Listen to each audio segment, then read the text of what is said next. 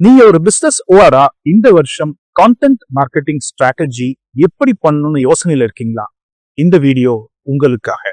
இந்த வீடியோவோட நோக்கம் என்ன அப்படின்னு பாத்தீங்கன்னா, வருஷம் மக்களோட எண்ணங்கள், செயல்பாடுகள், தொழில்நுட்பம் எல்லாமே மாறிக்கிட்டு இருக்கு. அதுக்கு தகுந்த மாதிரி மாறிக்கணும் அப்படிங்கிற ஒரே ஒரு எண்ணத்துக்காக தான் வாங்க வீடியோக்குள்ள போவோம்.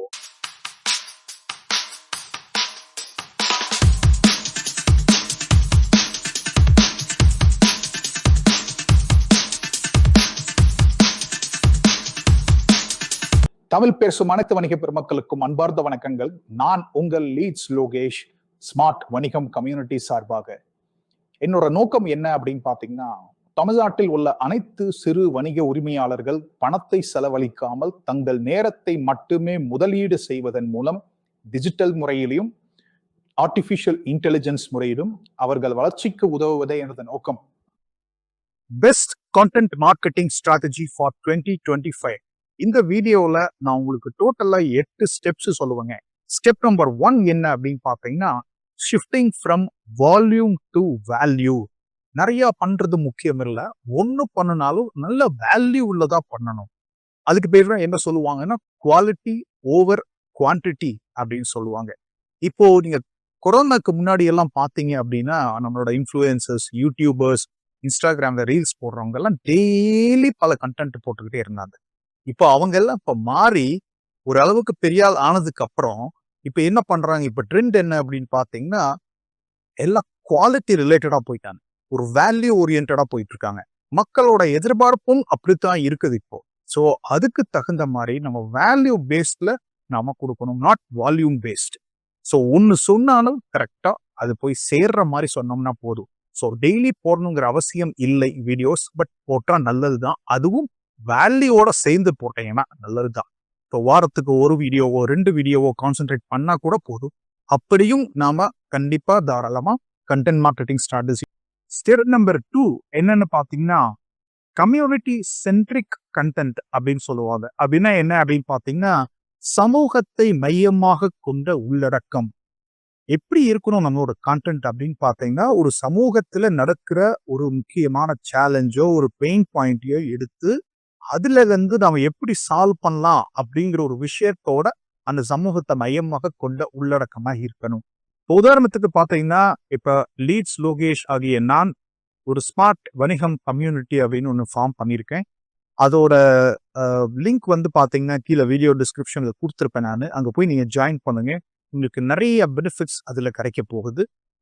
ஸோ இந்த மாதிரி கம்யூனிட்டி சென்ட்ரிக் ஓரியன்டா ஏன் இதை பண்ணணும் அப்படின்னு பாத்தீங்கன்னா, நம்ம கண்டிப்பா we need to build loyalty, ஒரு விசுவாசத்தை உருவாக்கணும். இதுதான் ரொம்ப ரொம்ப இம்பார்ட்டன்ட் ஒரு கண்டென்ட் மார்க்கெட்டிங் ஸ்ட்ராட்டஜியில. சும்மா உள்ள கொண்டு வரது முக்கியம் இல்ல, ஒரு விசுவாசத்தை உருவாக்க வேண்டும். So step 2 is also very very very important. Step number 3 என்னன்னு பாத்தீங்கன்னா, content as a customer journey. வாடிக்கையாளரோட பயணமாக இருக்கணும் அந்த உள்ளடக்கம். ஒரு சேல்ஸ் பெச்சா, ஒரு விற்பனைக்கு உரியதாக இருக்கக்கூடாதுங்க. அது வந்து வாடிக்கையாளரோட பயணத்துக்கு உள்ள உள்ளடக்கமா இருக்கும். ஏன்னா இப்போ ஒரு கஸ்டமரோட சேல்ஸ் ஜேர்னி அப்படின்னு பார்த்தீங்கன்னா, ஒரு நிறைய நிலைகள் இருக்கு, நிறைய ஸ்டேஜஸ் இருக்கு. அவேர்னஸ் ஸ்டேஜ் அப்படின்னு சொல்லுவோம். அது வந்து விழிப்புணர்வு நிலை இல்லைங்களா? ஏன்னா இந்த மாதிரி ஒரு கம்பெனி இருக்கு, இந்த மாதிரி ஒரு பிராண்ட் இருக்கு, இந்த மாதிரி ஒரு ப்ராடக்ட் இருக்கு அப்படிங்கிறது ஃபர்ஸ்ட் தெரிய வைக்கணும் எல்லாத்துக்குமே.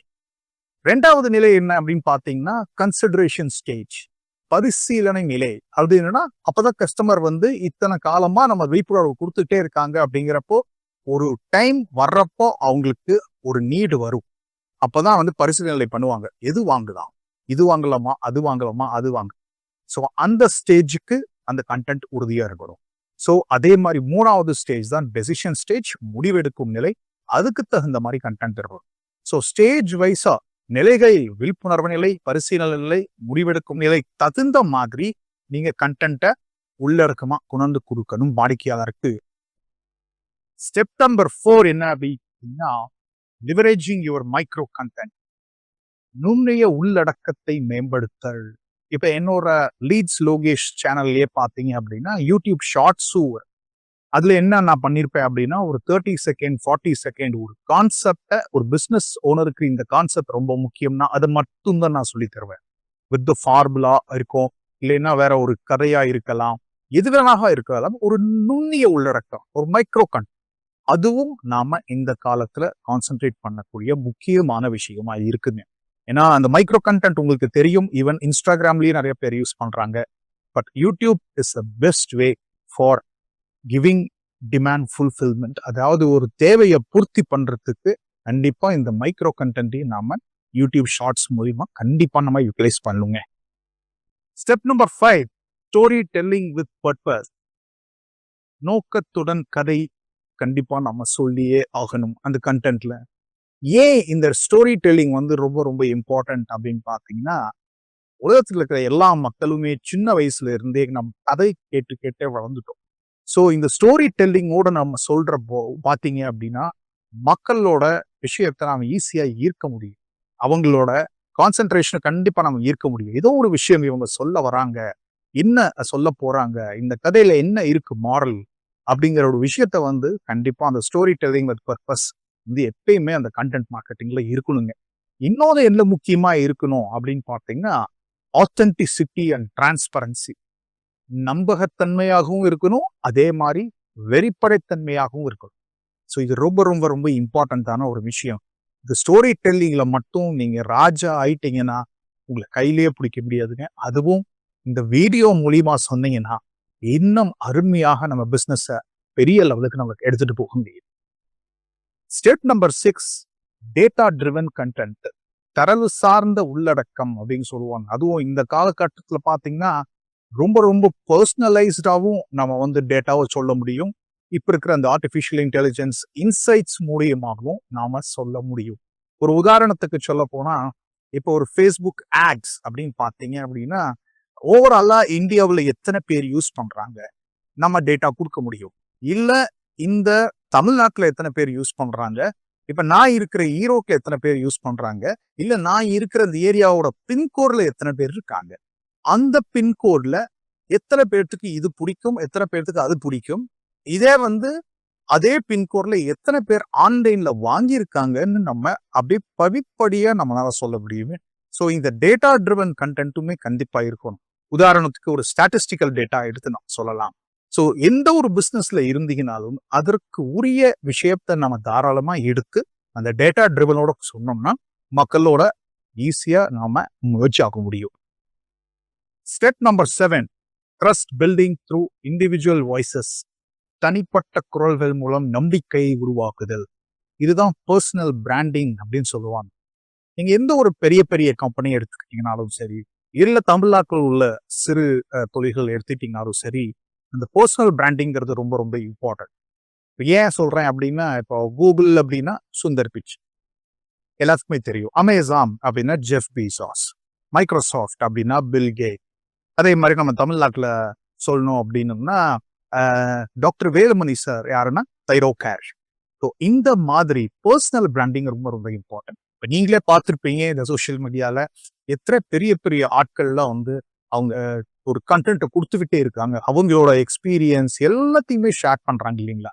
ஸோ இதுவும் நம்ம கண்டிப்பா நம்மளோட பிசினஸோட வளர்ச்சிக்கு ரொம்ப ரொம்ப important. Trust building through individual voices, personal branding. Last and final step என்ன அப்படின்னு பார்த்தீங்கன்னா, இன்ட்ராக்டிவாகவும் இருக்கணும், அதே மாதிரி எக்ஸ்பீரியன்ஷியலாகவும் இருக்கணும். ஒரு இன்ட்ராக்டிவ் அப்படின்னா இருக்கிற விஷயத்த நம்ம அப்படியே சொல்லிட்டே போகக்கூடாது. அதுல கொஞ்சம் நம்ம யார் கவனிக்கிறாங்களோ நம்மளோட ஆடியன்ஸை பார்த்து கொஞ்சம் இன்ட்ராக்ட். இது உங்களுக்கு புரிஞ்சிருக்கிறது, இதுல பாத்தீங்கன்னா இந்த மாதிரி இருக்கு இல்லையா அப்படின்னா கையோட எழுதி வச்சுக்கோங்க. இந்த மாதிரி பல விஷயங்கள் நம்ம இன்ட்ராக்டிவ் அந்த கண்டென்ட்ல சொல்லணும். ஸோ அது ரொம்ப ரொம்ப ரொம்ப இம்பார்ட்டன்ட். அது இல்லாம அனுபவ உள்ளடக்கம். எனக்கு இது மாதிரி நடந்ததுங்க. ஒரு டைம்ல வந்து இப்படி நான் இருக்கிறப்போ இப்படி இருந்தது. ஆனா அது இருந்து நான் எப்படி வெளியில வந்தேன் அப்படின்னு பார்த்தீங்கன்னா, அதுக்கு ஒரு சின்ன கதை இருக்குதுங்க. அப்ப என்னாச்சுன்னா, இந்த மாதிரி இன்ட்ராக்டிவாவும் எக்ஸ்பீரியன்ஷியலாவும் நம்ம கண்டென்ட் இருந்தது அப்படின்னா, இதுலயும் நம்ம தாராளமாக மக்களை ஈர்க்க முடியும்.